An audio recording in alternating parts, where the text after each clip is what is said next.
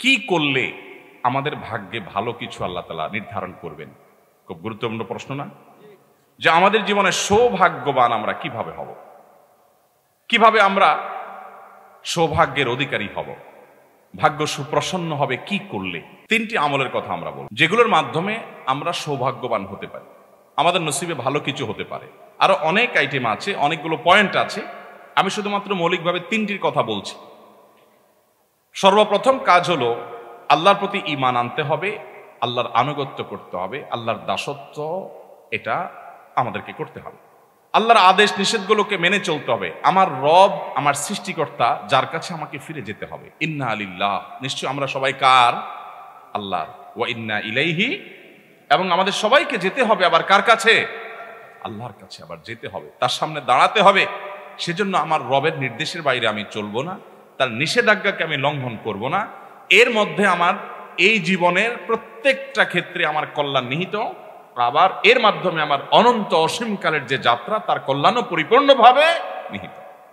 মুহতারাম হাজরিন, সেই রবের আনুগত্য, তার গোলামি, তার দাসত্ব যদি আমরা পরিপূর্ণভাবে করতে পারি, আমার নিজেকে যদি আমি সারেন্ডার করে দিতে পারি, আল্লাহর কাছে সমর্পণ করে দিতে পারি, আমি যদি প্রকৃত মুসলমান হই, নামে মুসলমান না হয়ে আমি যদি পরিপূর্ণভাবে আল্লাহর গোলামি করতে পারি, যে আল্লাহর আদেশ আছে, পৃথিবীতে আর কার আদেশ আছে বা নাই আমার দেখার দরকার নাই, কারণ আমি গোলাম আল্লাহর আর কারণ না। আমি বলেছি আশহাদু আল্লা ইলাহা ইল্লাল্লাহ, আল্লাহ ছাড়া সত্যিকারের মাবুদ আর কেউ নাই, হতে পারে না। অতএব নির্দেশ আমি যদি তার পাই, তাহলে আর কারো নির্দেশ আছে কি নাই সেটা আমার দেখার কোনো প্রয়োজন। এটাই হলো ঈমানের দাবি। আল্লাহ যদি কোনো বিষয় নিষেধ করেন, তাহলে সেই নিষেধাজ্ঞা আমি লঙ্ঘন করব না। তাতে কে খুশি হবে কে নাখুশ হবে, কোনটা আমার টিকবে কোনটা টিকবে না, সেটাও আমার দেখার দরকার না। এটা হলো আপনার ঈমানের দাবি।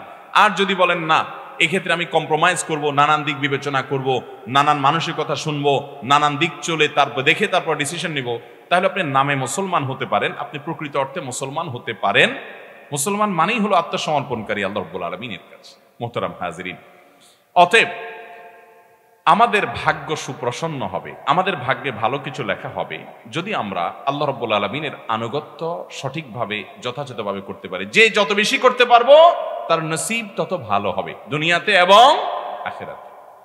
ভাগ্যে ভালো কিছু থাকা, এটার মিনিংটা আমরা অনেকে বুঝতে ভুল করি। আমরা মনে করি অনেক টাকা পয়সার মালিক হয়ে গেলে, অনেক ব্যাংক ব্যালেন্স হয়ে গেলে, অনেক জমি জমা হয়ে গেলে আমার ভাগ্য ভালো। আর জমি জমা হয় নাই, ব্যাংক ব্যালেন্স হয় নাই, টাকা পয়সা হয় নাই, সহায় সম্পদ বেশি হয় নাই, তার মানে আমার ভাগ্য খারাপ। ভাগ্য ভালো এবং মন্দকে এইভাবে যারা সংজ্ঞায়িত করেন তারা স্পষ্টত ভুলের মধ্যে আছেন। বহু মানুষ সম্পদের মালিক হয়েছেন, বহু মানুষ বড় বড় চেয়ারের অধিকারী হয়েছেন, বহু মানুষ অনেক সম্মানজনক জায়গায় গিয়েছেন, কিন্তু তিনি সুখে নাই, শান্তিতে নাই, দুঃখে আছেন, পেরেশানিতে আছেন। এরকম দৃষ্টান্ত কি ভুরি ভুরি আছে না নাই? আবার সহায় সম্পদ অনেক বেশি নাই, অনেক বড় চেয়ারেও নাই, কিন্তু খুব হ্যাপি, খুব সুখী, খুব সমৃদ্ধ, খুব শান্তিতে আছে, নির্মল হাসি হাসতে পারে, কোনো টেনশন নাই তার মধ্যে, কোনো ডিপ্রেশন নাই। এরকম মানুষও বহু আছে না নাই? সুখ এবং শান্তি এক জিনিস, আর সুখ শান্তির উপকরণ আরেক জিনিস। অনেকে সুখ শান্তির উপকরণ নিয়ে বসে থাকে কিন্তু সুখে শান্তিতে নাই। একজনকে দেখা যায় ব্যাংকের ক্যাশিয়ার মানুষ, সারাদিন টাকা গনে, বান্ডিল বান্ডিল, হাজার হাজার, লক্ষ লক্ষ, কোটি কোটি।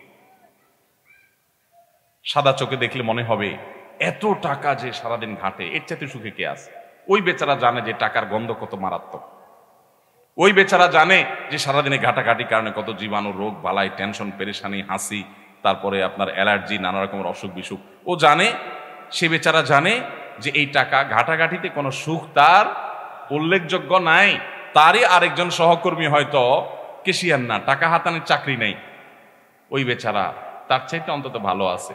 সেটা জানে যে টাকার গন্ধ শোকা লাগে না, অ্যালার্জি হয় না, হাসি কাশি হয় না, অন্তত তার চাইতে ভালো আছে। কিন্তু সাদা চোখে দেখলে মনে হয় আরে বাবা, এত টাকার ভিতরে আছে, এর চেয়ে বেশি সুখী কি আছে? ভাইরা আমার, আল্লাহ রাব্বুল আলামিন আমাদেরকে সুখ, প্রকৃত সুখ কোন পথে সেটি বোঝার তৌফিক দান করুন। যাই হোক, তো বলছিলাম ভাগ্য সুপ্রসন্ন হওয়ার জন্য প্রথম আমল হলো আল্লাহ রাব্বুল আলামিনের দাসত্ব করা, আল্লাহর গোলামি করা। যে যতটা করবে আল্লাহ তাতে তখন সুখী করবেন। এটা আমার কথা নয়, কোরআনের ওয়াদা। আল্লাহ বলছেন ওয়ালাউ আন্না আহলাল কুরা আমানু ওয়াত্তাকাউ, জনপদের লোকেরা যদি ঈমান আনে এবং তাকওয়া অবলম্বন করে। তাকওয়া কি ভাই? তাকওয়া হলো আল্লাহ যা নিষেধ করেছেন সেটা থেকে আল্লাহর ভয় বেঁচে থাকা, আল্লাহর যা আদেশ করেছেন আল্লাহর নির্দেশের প্রতি সম্মান রেখে সেটা নির্দেশটা পালন করা, আল্লাহর আদেশগুলোকে মেনে চলা, এটাই তাকওয়া। এই তাকওয়া যদি কোনো জনপদের লোকেরা অবলম্বন করে ঈমান আনার পর, আগে ঈমান থাকতে হবে, ঈমান থাকার পর যদি এই কাজটা করে, আল্লাহ বলেছেন ওয়াদা লাফাতাহনা আলাইহিম বারাকাতিম মিনাস সামাই ওয়াল আরদ, নবমণ্ডল এবং ভূমণ্ডল থেকে বরকতের সমস্ত দুয়ার আল্লাহ তাআলা বলেছেন আমি খুলে দিব। আল্লাহ তাআলা কল্যাণ দান করবেন, আল্লাহ তাআলা সুখ দিবেন, শান্তি দিবেন আল্লাহর গোলামীর মধ্যে। মুহতারাম হাজরিন, অন্য আয়াতে সূরা নাহলের 97 নম্বর আয়াতে আল্লাহ বলেছেন মান আমিলা সালিহাম মিন যাকারিন আও উনসা ওয়া হুয়া মুমিন, যদি কেউ ঈমানদার অবস্থায় আল্লাহর বিশ্বাসী বান্দা হয়ে পরিপূর্ণ ঈমানটা ঠিক রেখে আকীদা বিশুদ্ধ করে সে যদি নেক আমল করে, সে হোক নারী হোক পুরুষ, সমান অধিকারের ক্ষেত্রে, হোক নারী হোক পুরুষ, যেই হোক না কেন, যদি ঈমান আনার পরে সৎকর্ম সম্পাদন করে, 5 ওয়াক্ত সালাত আদায় করে, হালাল হারাম মেনটেন করে চলে, পর্দা মেনটেন করে চলে, আখলাক সুন্দর করে, নবী সাল্লাল্লাহু আলাইহি ওয়াসাল্লামের সুন্নাহকে মেনে চলে, এক কথা কোরআন এবং হাদিসকে যদি অনুসরণ করে, আল্লাহ রাব্বুল আলামিনের ওয়াদা হলো ফালানুহজিয়ান্নাহু হায়াতান তাইয়্যিবা, তাকে দুনিয়াতে আমি পবিত্র জীবন দান করব। যদি কেউ নেক আমল করে, আল্লাহর ওয়াদা হলো আল্লাহ সুবহানাহু ওয়া তাআলা তাকে পবিত্র জীবন দান করবেন, সুখের জীবন দান করবেন, সে নির্মল পরিচ্ছন্ন ফ্রেশ জীবন উদযাপন করবে, উপভোগ করবে। ওয়ালা নাজজিয়ান্নাহুম আজরাহুম বিআহসানি মা কানু ইয়ামালুন, দুনিয়াতে যে সে আমল করেছিল এর জন্য আল্লাহ বলছেন যে আমি তাকে অবশ্যই অবশ্যই তার কর্মের সর্বোত্তম বিনিময় দান করব আখিরাতের জান্নাতের মাধ্যমে। তাহলে এই আয়াতগুলো বলছে যে আমরা যদি নেকামল করে ভালো কাজ করি আমাদের ভাগ্য সুপ্রসন্ন হবে ইনশাআল্লাহ। ছোট্ট দুটি উপমা দেই আমি। নাম্বার 1, একজন চেয়ারম্যান সাহেব, তার দলের একজন কর্মী আছে, সব সময় তার জন্য খুব পরিশ্রম করে, দৌড়ধাপ করে, অনেক কাজ কাম করে, সব কাজে সবার আগে থাকে, তার ক্যাম্পেইন করে, প্রচার প্রচারণা করে, তার সব কাজগুলো করে, ভেতর থেকে তাকে ধারণ করে, তাকে পছন্দ করে। এই লোকটা সে যদি নিডি হয় আর চেয়ারম্যান সাহেবের কাছে যদি কোনো রিলিফ আসে বা কোনো কিছু আসে যেটা জনগণের মাঝে বন্টন করার মতো, ধরুন চেয়ারম্যান সাহেব সৎ মানুষ, সেই হিসাবে উনি ওনার আমানতটা সঠিকভাবে সবার হাতে পৌঁছায় দেন। তো তার এলাকায় অন্য সাধারণ জনগণ যারা এটার হকদার, ওই যে তার নিজস্ব দলের কর্মী, যে একনিষ্ঠ কর্মী, যে আসলেই তাকে ভালোবেসে তার জন্য কাজ করে, এই লোকটাও যদি নিডি হয়, এই লোকটাও যদি ওই রিলিফ বা ওই জিনিসটা পাওয়ার হকদার হয়, চেয়ারম্যান সাহেবের কাছে এটা পাওয়ার জন্য সে অন্যদের মতো কি খুব বেশি কষ্ট করা লাগবে? খুব সহজে পাবে না। কারণ নিজস্ব লোক, সে যদি উপযুক্ত হয়, অন্য 10 জনকে যদি দেয় তাকে সবার আগে দিবে, বরং ঠিক না ঠিক। এবং এক্ষেত্রে তার প্রতি কোনো জুলুম করবে না, এবং সে বরং অন্যদের হয়তো চাইতে হবে, অনেক কষ্ট করতে হবে, এরা তো কষ্ট করা লাগবে না, কারণ তার সম্পর্কে চেয়ারম্যান সাহেব জানেন এবং তার প্রতি আস্থা আছে। আল্লাহ রাব্বুল আলামিনের যে আনুগত্য করে, আল্লাহর যে গোলামি করে, আল্লাহর যে দাসত্ব করে, আল্লাহ রাব্বুল আলামিন আল্লাহর এই বান্দাকে তার জন্য তার নসিবে ভালো কিছু আল্লাহ তাআলা এমনিতেই ফয়সালা করবেন। কারণ আল্লাহ জানেন যে এই ব্যক্তি আল্লাহর অনুগত বান্দা, আল্লাহ তাকে এমনি ভালো ফয়সালা করবেন। আর যে আল্লাহর প্রতি ঈমান রাখে না, ওই যে চেয়ারম্যান সাহেবের মতো, তার দলের লোক হোক আর অন্য দলের লোক হোক, বিরোধী দলের লোক হোক, তার পক্ষের হোক আর বিপক্ষের হোক, নাগরিক হিসাবে যে কমন কিছু সুবিধা আছে এগুলো সবাইকে তিনি দিবেন। কিন্তু ওই যে বিশেষ বিশেষ কিছু সুবিধা যদি দেওয়ার সুযোগ আসে, তিনি অবশ্যই সাধারণত তিনি যারা তাকে অনুসরণ করে তাদেরকে অগ্রাধিকার দেন। আল্লাহ রাব্বুল আলামিনের প্রতি যারা ঈমান আনবে, স্পেশাল দেওয়াগুলো, প্রকৃত শান্তি এবং সুখগুলো আল্লাহ তাআলা তাদেরকেই দিবেন। আর এমনিতে কমন ভাবে যে রিজিক দেওয়া, এটা আল্লাহ তাআলা তার প্রতি বিশ্বাস অবশ্যই সবাইকে দেন। তাহলে বোঝা গেল যে আমাদের ভাগ্য সুপ্রসন্ন হওয়ার জন্য নেক আমল করতে হবে, আল্লাহর আনুগত্য করতে হবে, আল্লাহর গোলামি করতে হবে, হালাল হারাম মেনে চলতে হবে। যদি এটা আমরা করতে পারি তাহলে আমাদের ভাগ্যে আল্লাহ তাআলা এমনিতেই ভালো কিছু দিবেন ইনশাআল্লাহ। আরেকটি উপমা আসুন নেই। ধরুন আপনার একটা কারখানা আছে, আপনার সেই কারখানায় কয়েকটা মেশিন আছে। কিছু মেশিন আছে যেগুলো প্রোডাকশন দেয়, ভালো আছে, সচল। আর কিছু মেশিন আছে ধরুন অচল, এগুলো কোনো প্রোডাকশন দেয় না। যে মেশিনটা প্রোডাকশন দেয় না, আপনি হয়তো কমন কিছু জিনিস তার জন্য রাখবেন, যে ঢেকে ঢুকে রাখা, যাতে চুরি না হয় সেভাবে রাখা, এটার কিস্তি লাগলে কিস্তি পরিশোধ করা, কমন বিষয় আপনি রাখবেন। বাট স্পেশাল কেয়ার, যেটা স্পেশাল কেয়ার, ওইটা কিন্তু আপনি অকেজো মেশিনকে করবেন না, কারণ ওটা থেকে প্রোডাকশন আসে না। তো এই জন্য ওইখানে তেল মোবিল আপনি দিবেন না, ওখানে আপনি বিদ্যুৎ সরবরাহ করবেন না, ওখানে গ্যাসের লাইন দিবেন না, ওখানে ওইটাকে ধোয়া মোছা আপনি নিয়মিত করবেন না, কারণ ওটা তো অকেজো। যেটা সচল ওইটার প্রতি আপনি এমনি কেয়ার করবেন, ঠিক না ভাই? ঠিক। যে আল্লাহর গোলামি করে, যে আল্লাহর প্রতি ঈমান আনে, সর্বদা আল্লাহর জিকির করে, আল্লাহর স্মরণ করে, আল্লাহর নির্দেশে বাইরে চলে না, আল্লাহকে সবসময় সে ধারণ করে, আল্লাহ তাআলার এই বান্দার জন্য আল্লাহ তাআলা তার নসিবে ভালো কিছু দিবেন। এর জন্য তার আলাদা কসরত না করলেও আল্লাহ তাআলা তার ভাগ্য সুপ্রসন্ন করবেনই করবেন ইনশাআল্লাহ তাআলা। তাহলে ভাইরা আমার, আমরা জানলাম যে আল্লাহ রাব্বুল আলামিন আমাদের নসিবে ভালো কিছু দিবেন, আমাদের ভাগ্য সুপ্রসন্ন হবে যদি আমরা নেকামল করতে থাকি। বলে আমি এখন থেকে যদি শুরু করি, এখন থেকে আপনি তওবা করে শুরু করে দেন যে আল্লাহ আজকে থেকে আমি তওবা করে নতুন হাল খাতা করলাম, জীবন শুরু করলাম, আগেরগুলোর জন্য মাপ চাইলাম। আপনার নসিবে আল্লাহ সুবহানাহু ওয়া তাআলা অবশ্যই অবশ্যই ভালো কিছু দিবেনই দিবেন। ভাইরা আমার, আমরা কি করি? আমরা ভাগ্য নিজের পক্ষে যেন হয়, অনুকূলে যেন হয়, সুপ্রসন্ন যেন হয়, এজন্য সব রাতে মসজিদে গিয়ে সবাই ভিড় জমায়। ভাইরা আমার, এক রাতে আপনি ভিড় জমায়া একটু দোয়া দুরুদ কান্নাকাটি করে আপনার ভাগ্য সুপ্রসন্ন করবে। যদিও আমরা আগেই বলেছি সব রাতে ভাগ্য নির্ধারণ হওয়ার কথাটি নির্ভরযোগ্য নয়, তারপরেও ধরে নিলাম এরাতে ভাগ্য নির্ধারণ হয়, তো ভাগ্য নির্ধারণ এক রাতে আপনি আল্লাহ তাআলার কাছে দোয়া রুনাজারি করে সারা বছরটা ঠিক করে ফেলবেন আর সারা বছর আল্লাহর অবাধ্য থাকবেন, আপনি এটা কিভাবে আশা করেন? আপনাকে এর জন্য তওবা করতে হবে এবং সারা বছর আল্লাহর আনুগত্য করার প্রতিজ্ঞা করতে হবে। আল্লাহ আমাদেরকে তৌফিক দান করুন। তাহলে একটা বিষয় পেয়ে গেলাম, ভাগ্য সুপ্রসন্ন হওয়ার জন্য আমাদের নসিবে যেন, ভাগ্যে যেন ভালো কিছু লেখা হয়, তার জন্য আমাদেরকে কন্টিনিউয়াসলি নিয়মিত আল্লাহর দাসত্ব করে যেতে হবে। আল্লাহর দাসত্ব সবসময় একভাবে করতে পারবো না ভাই, আমরা মানুষ, আমাদের ভুল হয়, শয়তান আমাদেরকে দিয়ে গুনাহ করায় ফেলায়। কিন্তু যখনই মনে হবে আমি না আল্লাহর নিমক খাই, আল্লাহর রহমত ছাড়া আমার এক সেকেন্ডে বাঁচার কোনো, এক মুহূর্ত বাঁচার, এক সেকেন্ড কেন কোয়ার্টার সেকেন্ড এটাও আমার বাঁচা সম্ভব নয়, তাহলে সেই রবের আমি নাশকরি কিভাবে করি? আমার না আমার রবের সামনে দাঁড়াতে হবে, যেতে হবে, হিসাব দিতে হবে। এটা মনে হওয়ার পর আগে যে গুনাহ করেছি চোখের পানি ফেলে মাপ চেয়ে নিব, সিজদা গিয়ে আল্লাহর কাছে দোয়া করব, কান্নাকাটি করব, সালাতুত তওবা আদায় করব। আল্লাহ আমাদের সবাইকে সে তৌফিক দান করুন। তাহলে ভাইরা আমার, আমাদের ভাগ্য সুপ্রসন্ন করার জন্য ওই এক রাতের ইবাদত নয়।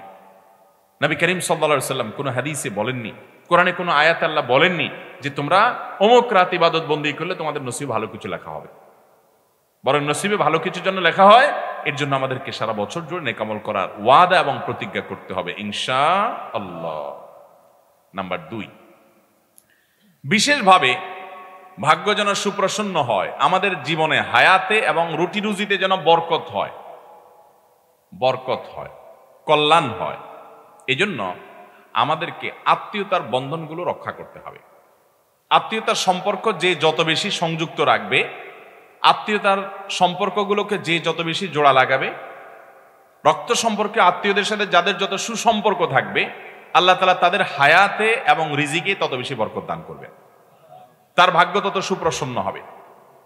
সহিহ বুখারীর হাদিস, নবী করিম সাল্লাল্লাহু আলাইহি ওয়াসাল্লাম বলেছেন, মান সাররাহু আন ইউবসাতা লাহু ফি রিজকিহি আও ইউনসা লাহু ফি আথারিহি ফালইয়াসিল রাহিমা। যে চায় তার রিজিককে আল্লাহ প্রশস্ত করে দেন, যে চায় তার হায়াতের মধ্যে আল্লাহ তাআলা বরকত দান করুন, এটা যদি কেউ চায়, সে যেন তার রক্ত সম্পর্কে আত্মীয়দের সাথে সুসম্পর্ক বজায় রাখে। রক্ত সম্পর্কে আত্মীয় কারা? আপনার বাবা মা, আপনার ছেলে মেয়ে, আপনার দাদা দাদি, আপনার চাচা ফুফু, আপনার চাচাতো ভাই বোন, আপনার আপন ভাই বোন তো আছেনই, আরো কাছের তারা, আপনার মামা, আপনার খালা, আপনার নানা নানি আরো কাছের, এরা হলো আপনার রক্ত সম্পর্কীয় আত্মীয়। এই আত্মীয়গুলো যাদের সাথে আপনার রক্তের সম্পর্ক আছে, আপনার সাথে আপনার মা, আপনার বাবার রক্তের কানেকশন, অতএব মায়ের দিককার, বাবার দিককার যে আত্মীয়গুলো সরাসরি, তারা হলো আপনার রক্ত সম্পর্কীয় আত্মীয়। এদের সাথে আপনার সুসম্পর্ক বজায় রাখা দরকার। আমাদের সমাজে এই আমলটা অনেক বেশি অবহেলিত ভাই। রক্তের সম্পর্কীয় মানুষগুলোর সাথে সুসম্পর্ক বজায় রাখা এটা ফরজ, এটা কোনো মুস্তাহাব আমল না, এটা ফরজ। আল্লাহ রাব্বুল আলামিন নির্দেশ করেছেন রীতিমতো ওয়া আনতাসিলুল আরহাম, এবং আল্লাহ নির্দেশ করেছেন তোমরা আত্মীয়তার সম্পর্ক সংযুক্ত রাখো। নবী করিম সাল্লাল্লাহু আলাইহি ওয়াসাল্লাম বলেছেন, মান কাতাহু কাতাহুল্লাহ ওয়া মান ওয়াসালাহু ওয়াসালাহুল্লাহ। যে আত্মীয়তার সম্পর্ক রক্ষা করে আল্লাহ তাকে রক্ষা করেন, যে আত্মীয়তার সম্পর্ককে ছিন্ন করে আল্লাহ সুবহানাহু ওয়া তাআলা তাকে ছিন্ন করে দেন। হ্যাঁ, আপনার আত্মীয় আপনাকে এমন কষ্ট দেয়, এমন ডিস্টার্ব করে বা ক্ষতি করে যে সম্পর্ক রাখতে গেলে বরং আপনার আরো বিপদের কারণ হয়, তাহলে একটা এক্সেপশন। তাহলে আপনি সেক্ষেত্রে তার সাথে সম্পর্ক আপনি বজায় রাখলেন না আত্মরক্ষার প্রয়োজনে, এটা এক্সেপশন হতে পারে। কিন্তু ঠুনকো অজুহাতে কোনো কারণে সে মন খারাপ করেছে, আপনি নিজে থেকে মিশেন। সে মিশতে চায় না, সে অজুহাতে আপনি দূরে থাকবেন না, চেষ্টা করবেন। হ্যাঁ, ওই যে সে আপনার ক্ষতি করে মিশতে গেলে তাহলে আপনি দূরত্ব বজায় রাখতে পারেন। আল্লাহ আমাদেরকে আত্মীয়তার সম্পর্ক বজায় রাখার তৌফিক দান করুন। তাহলে আমাদের ভাগ্যে যেন ভালো কিছু লেখা হয়, আমাদের নসিবে যেন ভালো কিছু আল্লাহ তাআলা দান করেন, তার জন্য আমাদেরকে স্পেশাল আমল, ওই যে সকল নেক আমলের মধ্যে চলে আসছে, এটা আলাদা করে বিশেষ গুরুত্বপূর্ণ আমল হিসাবে আমাদেরকে আত্মীয়তার বন্ধনগুলো রক্ষা করতে হবে। অনেক মহিলা আছে তার স্বামী নিজের ভাই বোনের সাথে, স্বামী তার ভাই বোনের সাথে সুসম্পর্ক বজায় রাখুক, বাপমার কেয়ার করুক, এটা অনেক মহিলা চায় না, আছে না নাই? আবার অনেক পুরুষও আছে যে তার বউ সে বাপের বাড়ির লোকদের সাথে যোগাযোগ রাখুক, আসা যাওয়া করুক, সুসম্পর্ক থাকুক, অনেক পুরুষ আছে সেটা চায় না, ডিস্টার্ব করে, আছে না নাই? এই উভয়ে কপাল পোড়া, দুর্ভাগা এবং অত্যন্ত নিজের পায়ে নিজে বড় ধরনের কুঠারাঘাত করছে।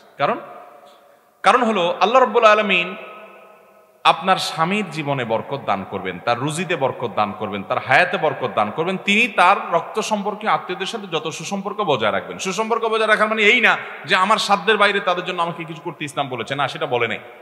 আপনার সাধ্যে যতটুকু আছে ততটুকু তাদের সেবা করেন, পাশে দাঁড়ান, হেল্প করেন। সাধ্যে নাই, কষ্ট হয়ে গেছে, এটা আপনাকে বাধ্য করে নাই, অন্তত সম্পর্কটা বজায় রাখেন যতক্ষণ পর্যন্ত সে আপনার ক্ষতি না করে। হ্যাঁ, সে ক্ষতি করে, সে ডিস্টার্ব করে, সে আপনার জীবনকে দুর্বিষহ করে তোলে এবং রক্ষা করতে গেলে আরো বিপদের কারণ হয়, তাহলে আপনি দূরত্ব বজায় রাখতে পারেন। এছাড়া আপনি দূরত্ব বজায় রাখতে পারেন না। অতএব কোনো নারী যদি তার স্বামীকে, তার ভাই বোন, মা বাপ থেকে দূরে সরায়, এ নারী নিজের পায়ে নিজে কুঠারাঘাত করছে, কারণ স্বামীর জীবনে অর্থে রুজিতে বরকত কমায় দিচ্ছে।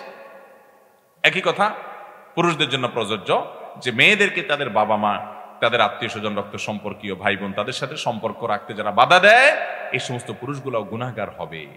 যৌক্তিক কারণ ছাড়া, যে সেখানে সম্পর্ক লাগে তার দিন ক্ষতিগ্রস্ত হয়, তাহলে ভিন্ন কথা হতে পারে।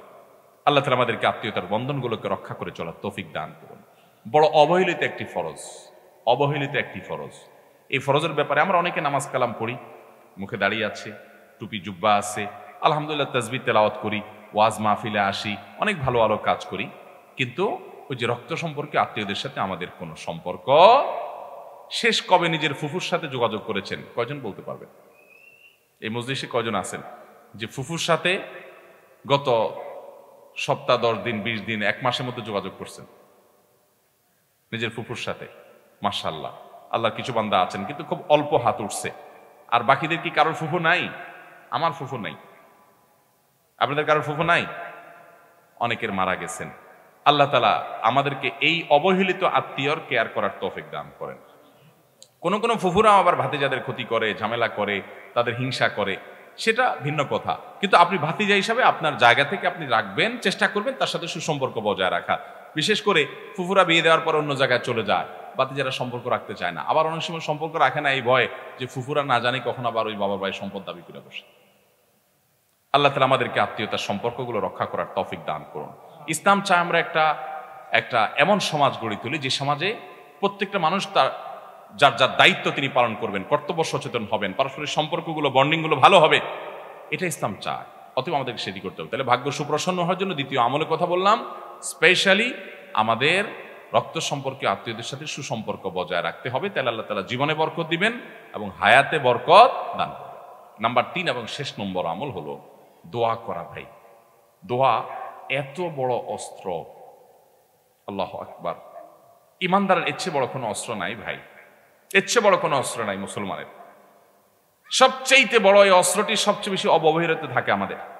সবচেয়ে বড় দুর্ভাগ্য আমাদের দেশে মুসলমানরা দোয়া করতে জানি না। আমরা দোয়ার দরকার হলে হুজুরের মুখের দিকে চায় থাকে। আরে ভাই, হুজুরদের কাছে দোয়া চান, কিন্তু নিজে দোয়া করতে শিখেন। আল্লাহ বলেছেন উদউনি আস্তাজিব লাকুম, তোমরা আমার কাছে দোয়া করো, আমি দোয়া কবুল করব। আহ, কি কপাল পোড়া, আমরা চাইতে জানি না। নবী করিম সাল্লাল্লাহু আলাইহি সাল্লাম বলেছেন, পায়ের জুতার ফিতাটা ছিঁড়ে গেছে পথে চলতে গিয়ে, তোমার এটা ছোট বিষয়, ঠিক করে ফেলা যাবে, এটার জন্য তুমি আল্লাহর কাছে দোয়া চাও, এটার জন্য আল্লাহর কাছে দোয়া করো, সাহায্য চাও যে আল্লাহ এটাও একটা বিপদ, হোক ছোট, আপনি সাহায্য করেন। নবী করিম সাল্লাল্লাহু আলাইহি সাল্লামের পুরো জীবন দোয়া দোয়া দোয়া দোয়া। ওলামা একরাম জানেন নবী করিম সাল্লাল্লাহু আলাইহি সাল্লামের জীবনে কি পরিমাণ দোয়া তিনি পড়েছেন। ইমাম নবী রহমতুল্লাহ আলাইহি আল আজকার নামে একটা কিতাব লিখেছেন, হিসনুল মুসলিমের রচয়িতা, তার একটা কিতাব আছে, বাংলা হয়ে গেছে বান্দার ডাক আল্লাহ ছাড়া, এই মোটা। ডক্টর খন্দকার আব্দুল্লাহ জাহির রহমান একটা বই আছে, রাহে বেলায়েত, আরো বই আছে, এরকম অনেক দোয়ার বই আছে, মোটা মোটা। তারপরে আরো অনেক বড় বড় মুহাদ্দিসগণ, আগের মুহাদ্দিসগণ আরো অনেক বড় বড় সংকলন রেখে গেছেন। নবী করিম সাল্লাল্লাহু আলাইহি সাল্লামের জীবনে প্রতিটা পদে পদে দোয়া, প্রতিটা পদে পদে, বৃষ্টি হচ্ছে তখন দোয়া, বৃষ্টি হচ্ছে না তখন দোয়া, টয়লেটে ঢুকছেন তখন দোয়া, বের হচ্ছেন তখন দোয়া, খাচ্ছেন তখন দোয়া, খাবার শেষ করেছেন তখন দোয়া, স্ত্রী সবার সময় দোয়া, বাসা থেকে বের হওয়ার সময় দোয়া, বাসায় ঢুকার সময় দোয়া, বাজারে ঢুকছেন তখন দোয়া, মসজিদে ঢুকছেন তখন দোয়া, পরিচিত অপরিচিত মানুষের সাথে সাক্ষাৎ হয়েছেন, সালাম দিচ্ছেন, সেটাও একটা দোয়া, নামাজ শেষ করছেন তখনও দোয়া দিয়ে, দোয়া মাসুরা দিয়ে শেষ করছেন, নামাজ শুরু করছেন সূরা ফাতিহা ইহদিনাস সিরাতাল মুস্তাকিম দোয়া দিয়ে শুরু করছেন, বিবাহ শাদী যে সংগঠন হলো এর শেষে নবী সাল্লাল্লাহু আলাইহি ওয়াসাল্লাম দোয়া পড়েছেন, দুধ পান করেছেন, দোয়া করেছেন, আরেক কিছু খেয়েছেন, দোয়া করেছেন। তার জীবনে দোয়া ছাড়া কিছু নেই, দোয়া এবং দোয়া। আর দোয়া ও হুয়াল ইবাদা, কত বড় অস্ত্র জানেন? নবী করিম সাল্লাল্লাহু আলাইহি ওয়াসাল্লাম বলেছেন, লা ইয়ারুদ্দুত তাকদীর লা ইয়ারুদ্দুল কদরা ওয়া ফি রিওয়ায়াতিন লা ইয়ারুদ্দুল কাযা ইল্লা দুআ। তিরমিজির বর্ণনায় কাযা আসছে, আর মুসাদদারাক হাকিমের বর্ণনায় আল কদরা শব্দ আসছে, লা ইয়ারুদ্দুল কদরা ওয়া লা ইয়ারুদ্দুল কাযা ইল্লা দুআ। আল্লাহর নির্ধারণকে, একটা হাদিসে আসছে আল্লাহ যা নির্ধারণ করেন, ফয়সালা করেন, সেটা আর পরিবর্তন করেন না, কিন্তু এক্সেপশন হলো যে আল্লাহ নির্ধারণকে পর্যন্ত আল্লাহ পরিবর্তন করেন বান্দার দোয়ার মাধ্যমে। যদিও দোয়া করে যে পরিবর্তিত হয়ে কিছু একটা হবে সেটাও আল্লাহ আগে থেকে জানতেন, আল্লাহর কাছে অজানা বলতে কিছু নাই, কিন্তু দোয়ার মাধ্যমে নবী করিম সাল্লাল্লাহু আলাইহি ওয়াসাল্লাম আল্লাহর কাছে কিছু জিনিস থেকে পানা চাইতেন। ভাইরা আমার, এর ভিতরে একটা হলো ওয়াসুইল কাযা, আল্লাহুম্মা ইন্নী আউযু বিকা মিন দারকিল বালা ওয়া দারকিশ শাকা ওয়াসুইল কাযা ওয়া শামাতাতিল আদা। ওয়াসুইল কাযা, আল্লাহ আপনার কাছে পানা চাই সুউল কাযা, আপনার ফয়সালার ক্ষতি থেকে, আমার ভাগ্যে কোনো ক্ষতিকর কিছু থাকলে এটা থেকে আপনার কাছে পানা চাই আল্লাহ। নবী সাল্লাল্লাহু আলাইহি ওয়াসাল্লাম দোয়া করতেন। আমরা কয়বার দোয়া করি? অতএব ভাইরা আমার, আল্লাহর কাছে দোয়া করতে থাকবো, আল্লাহ আপনি আমাকে আপনার কাজা, আপনার কদরের ক্ষতি থেকে আমাকে আপনি পানা দেন, আমার জন্য কোনো ক্ষতি স্পর্শ না করে আমার নসিবে যেন ভালো কিছু হয়। ভাগ্যকে পর্যন্ত আল্লাহ রাব্বুল আলামিন পরিবর্তন করে দেন, যেটা গায়রে মোবরাম তাকদীরে দুইটা প্রকার আছে, বিস্তারিত আলোচনা আমি যাওয়ার সুযোগ নাই, সেটা আল্লাহ তাআলা দোয়ার মাধ্যমে পরিবর্তন করে। এই জন্য চোখের পানি ফেলা, দোয়া করতে জানা। ভাইরা, আমরা দোয়া করতে জানি না, বড় বড় কপাল পড়া। দোয়া করতে আমরা বলি কি যে আমি দোয়া করতে জানি না, দোয়া করতে জানেন না? দোয়ার মতো সহজ কাজ আরেকটা নাই, সবচেয়ে সহজ কাজ দোয়া করা। এই জন্য দোয়ার জন্য অজুও লাগে না, বিনা অজুতে দোয়া করা যায়। এমনকি গোসল ফরজ হয়েছে, আপনি দোয়া চালাতে পারেন, নামাজ পড়তে পারবেন না, কোরআন তেলাওয়াত করতে পারবেন না, কিন্তু দোয়া করতে পারবেন। এইরকম সহজ একটা কাজ কিন্তু আমরা করি না। আপনি একা একা হাঁটছেন, আপনি আল্লাহর সাথে কথা বলেন। দোয়াটা মানে হলো মুনাজাত মা আল্লাহ, মুনাজাত মানে হলো কানাঘুষা, আল্লাহর সাথে কথা বলা ফিসফিস করে। আপনার মনে অনেক ব্যথা, অনেক ব্যথা, কাউকে বলতে পারছেন না, খুব পেরেশানিতে আছেন। আপনাকে আমি আল্লাহর শপথ করে বলি, আপনি সুন্দর করে ওযু করেন, 2 রাকাত নামাজ পড়েন, ধীরে সুস্থে, লম্বা রুকু, লম্বা সিজদা দিয়ে, কেরাত দিয়ে, আস্তে আস্তে নামাজ শেষ করে একটু হাত তুলে আল্লাহর পাশে, আল্লাহর কাছে একটু আপনি কথা বলেন, চোখের পানি ফেলে একটু কথা বলেন, আল্লাহ আমার মনে এই কষ্ট, আমি শপথ করে বলতে পারি আপনার মন হালকা হবে। আল্লাহর উপরে ভরসা করে বলতে পারি, যদি আপনি শর্তগুলো সঠিকভাবে করতে পারেন, ঠিক রেখে, ইনশাআল্লাহ আপনার মন হালকা হবে।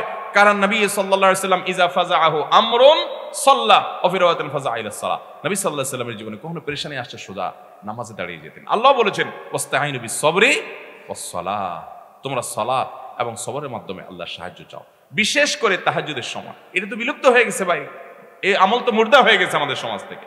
তাহাজ্জুদ, এটা তো পরের কথা, ফজরই পড়তে পারি না আমরা, রাত 2টা বাজে শুই। নবী করিম সাল্লাল্লাহু আলাইহি সাল্লাম তাহাজ্জুদের সময় আমাদেরকে আল্লাহর কাছে দোয়া করার শিক্ষা দিয়েছেন।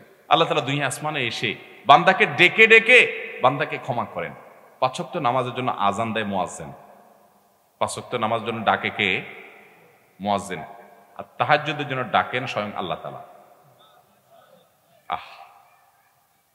তাহাজ্জুদের জন্য কে ডাকে? তাহাজ্জুদের জন্য আল্লাহ সুবহানাহু ওয়া তাআলা। হাদিসে আসছে নবী করিম সাল্লাল্লাহু আলাইহি ওয়াসাল্লাম বলেছেন যে রাতের শেষ প্রহরে আল্লাহ তাআলা দুনিয়ার আসমানে এসে বান্দাদেরকে ডেকে ডেকে বলেন, আলামিন মুবতালান ফাআফিয়ালা, আলামিন মুস্তাগফিরিন হালমিন মুস্তাগফিরিন ফাআগফিরালা, কেউ কি আছো গুনাহ মাফ চাইবা আমার কাছে, উঠো চাও আমি মাফ করে দিব। আল্লাহ ডেকে ডেকে মাফ করেন। ভাইরা আমার, খুব অসুবিধা, ভোর রাতে উঠে যান, একটু তাহাজ্জুদ পড়েন, 2 রাকাত 4 রাকাত 6 রাকাত 8 রাকাত, লম্বা কেরাতে, লম্বা রুকু সিজদা দিয়ে। আমরা জানি আয়েশা রাদিয়াল্লাহু তাআলা বলেছেন নবী করিম সাল্লাল্লাহু আলাইহি ওয়াসাল্লাম তাহাজ্জুদ যে পড়তেন, লা তাসআল আন হুসনিহিন্না ওয়া তুলিহিন্না, আর বলো না, জিজ্ঞাসা করো না সে কি সুন্দর ছিল। দাঁড়িয়ে কেরাত শুরু করলে আর রুকুতে যেতেন না, রুকুতে গেলে আর উঠতে চাইতেন না, সিজদা গেলে আর উঠতে চাইতেন না। ভাইরা আমার, আমি প্রায় সময় বলি, কয়েকটা ইবাদতের নগদ স্বাদ পাওয়া যায়, একটু চেষ্টা করলে আপনিও পাবেন। এটার জন্য কোনো বিশেষ বুজুর্গির দরকার নাই, আপনিও পাবেন। অবশ্য হারাম উপার্জন ছাড়তে হবে, চোখের জেনা ছাড়তে হবে, কিছু গুনাহ থেকে ছাড়লে ইবাদতের স্বাদটা বেশি পাওয়া যায়। কিন্তু তারপরেও আপনি শুরু করেন ধীরে স্থিরতার সাথে, সুন্দর করে, আস্তে আস্তে, ওয়াকারের সাথে, ইহতিরামের সাথে, আল্লাহ রাব্বুল আলামিনের শান এটা মাথায় রেখে ধীরে ধীরে আপনি সময় নিয়ে একটু রুকে সিজদা করেন, নামাজ পড়েন, সিজদা পড়ে যান, একটু চোখের পানি ফেলে দেন। আহ সালাহাতু সঙ্গে বুদি দিল খারাস, আজ মোদে এক জামানা খাকে বাস, পাথর হয়ে বহুকাল ছিলে ভাই, একটু কিছুকাল মাটি হয়ে দেখো। দোয়া করা, দোয়ার মাধ্যমে আল্লাহ তাআলা তাকদীর পর্যন্ত পরিবর্তন করে দেন। আল্লাহ রাব্বুল আলামিন আমাদেরকে আল্লাহর কাছে দোয়া করার তৌফিক দান করুন। শয়তান আমাদেরকে বুঝায় কি, আরে আমাদের দোয়া কবুল হবে, আমার নামাজের ঠিক নাই, আমার রোজার ঠিক নাই, আমার দাড়িটা মুখে নাই, আমি পর্দা ঠিক মতো করি না, আমি গুনাহের কাজ করি, গোপন গুনাহ করি, এটা করি সেটা করি, আমার দোয়া কি কবুল হবে? আমরা আল্লাহর কাছে চাইতে লজ্জা করি। আরে যে যত বেশি পাপিষ্ঠ সে তো আল্লাহর কাছে তত বেশি চাইবে, আরো তার তো চাওয়া আরো বেশি দরকার। ইবলিস আল্লাহর কাছে দোয়া করছে, আল্লাহ রাব্বুল আলামিন যখন বলছেন সিজদা করো, সিজদা তো করেই নাই। আবা ওয়াস্তাকবারা ওয়া কানা মিনাল কাফিরিন, অস্বীকার করছে, অহংকার করেছে, কাফের হয়ে গেছে। ওই টাইমে শয়তান আল্লাহর কাছে চায় বসছে, কি চাইছে? আনজিরনি ইলা ইয়াউমি ইউবাসুন, আল্লাহ কিয়ামত পর্যন্ত আমাকে হায়াত দেন যেন শয়তানি করতে পারি। শয়তানে আল্লাহর কাছে হায়াত চেয়ে নিছে কি করার জন্য? শয়তানি করার জন্য। দেখেন করবে শয়তানি, এটার জন্য আবার দোয়া করতেছে কার কাছে? চিন্তা করে। তাও আবার কখন? যখন আল্লাহ আদমকে সিজদা করতে বলছেন, সিজদা করে নাই, আল্লাহর সামনে সরাসরি বিদ্রোহ, এত বড় বেয়াদবির পর আল্লাহ রাগান্বিত হওয়ার সময়, ওই টাইমে আল্লাহর কাছে দোয়া করছে। কারণ শয়তান আল্লাহকে চিনে, যে আল্লাহ হাদিসে কুদসিতে বলেছেন সাবাকাত রাহমাতি আলা গাদাবি, আমার রাগের উপরে আমার রহমতটা এটা প্রবল থাকে, এটা শয়তান জানে। আমরা রাগ হয়ে গেলে বেতাল হয়ে যাই, আল্লাহ সুবহানাহু ওয়া তাআলা তো আহকামুল হাকিমিন, তার সাথে তো মাখলুকের কোনো তুলনা চলে না। এটা শয়তান জানে, আল্লাহকে চিনে, সে আল্লাহকে ইবাদত করেছে একদম ফেরেশতাদের সাথে থেকে, সে জানে। এই জন্য রাগের মুহূর্তে পর্যন্ত আল্লাহর কাছে দোয়া করে পড়ছে। আল্লাহ বলেছেন ইন্নাকা মিনাল মুনজারিন, যাও তোমাকে হায়াত দেয়া হলো, শয়তানি করার সুযোগ দেয়া হলো, চাইছো একটা জিনিস দিলাম, বেঁচে থাকবা কিয়ামত পর্যন্ত। তাহলে শয়তান যদি আল্লাহর কাছে দোয়া করে, আল্লাহর রাগের সময় যদি আল্লাহ কবুল করেন, আমাদের দোয়া কবুল হবে না ইনশাআল্লাহ? তাহলে দোয়া করবো তো ইনশাআল্লাহ। হুজুরদের মুখের দিকে চায় থাকবো না সবসময় দোয়ার জন্য। ছেলে মুসলমানি করাবেন, হুজুর লাগবে, ছেলের আকিকা দিবেন, হুজুর লাগবে, ব্যবসা বাণিজ্য শুরু করবেন, হুজুর লাগবে, দোকানে উঠবেন, হুজুর লাগবে, গাড়িতে নতুন উঠবেন, হুজুর লাগবে। কিরে ভাই, এই হুজুরদের কন্ট্রাক্টারি দিয়ে কত দোয়া করবেন? আলেমদের কাছে দোয়া চান, আর দোয়া চাওয়া ছাড়াও আলেমদেরকে হাদিয়া দেন। কারণ নেককারদের হাদিয়া দেওয়া উচিত, কর্তব্য। লা ইয়াকুলতু আমাকা ইল্লা তাকি, তাদেরকে হাদিয়া দেন, খানা খাওয়ান, মেহমানদারি করেন, উপহার দেন, উপঢৌকন দেন, সেটা ভিন্ন বিষয়। আবার দোয়াও চান, কিন্তু নিজের দোয়াও করা আমাদেরকে শিখতে হবে। আল্লাহ আমাদের সবাইকে দোয়া করার তৌফিক দান করুন। ভাইরা আমার, তাহলে তিনটা কথা আমরা বললাম।